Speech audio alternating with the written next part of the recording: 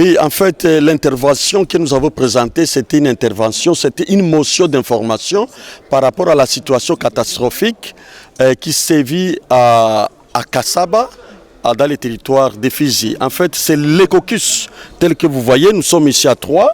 Et donc, il y a un autre ami qui n'est pas là. En principe, nous sommes à 4 députés élus du territoire de Fizi. Et c'est une motion, pas d'une personne, mais de notre Ecocus dans son ensemble, tel que vous nous voyez. Et donc, l'information est que sur place, à Kassaba, il y a eu des pluies diluviennes qui ont submergé ou bien qui ont débordé la rivière qui se situe en amont. Et cette rivière qui se situe en amont, bien sûr, a emporté avec sable les pierres. Et ces pierres, bien sûr, comme c'est en amont, ces pierres sont venues engloutir tout un village. Tout un village. Et on enregistre actuellement 109 morts. 109 morts, des personnes, bien sûr, mais il y a aussi des familles entières qui ont été décimées, des maisons emportées.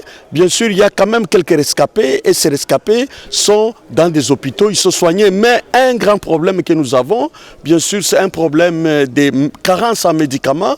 Et là, nous avons été voir la ministre des Affaires sociales qui promet aussi de s'impliquer pour qu'une solution rapide soit trouvée. C'est pourquoi nous n'étions pas là au début de la plénière. Voilà un peu la situation catastrophique que nous avons connue dans notre territoire de Fizi. Pour l'instant, bien sûr, chacun de nous ici a présenté les condoléances aux familles des victimes et nous nous organisons pour faire une aide d'urgence à notre niveau. Mais évidemment, nous venons de présenter la motion d'information et nous avons vu la ministre des Affaires humanitaires. La ministre nous a promis elle a sollicité d'abord de notre part de lui donner l'état des lieux, c'est-à-dire un document. Et ce document a été trouvé, nous l'avons obtenu de son Excellence le vice-gouverneur Jean-Jacques Elakano, qui nous a envoyé ces documents et nous lui avons transmis. Et donc l'état des besoins est déjà bien défini.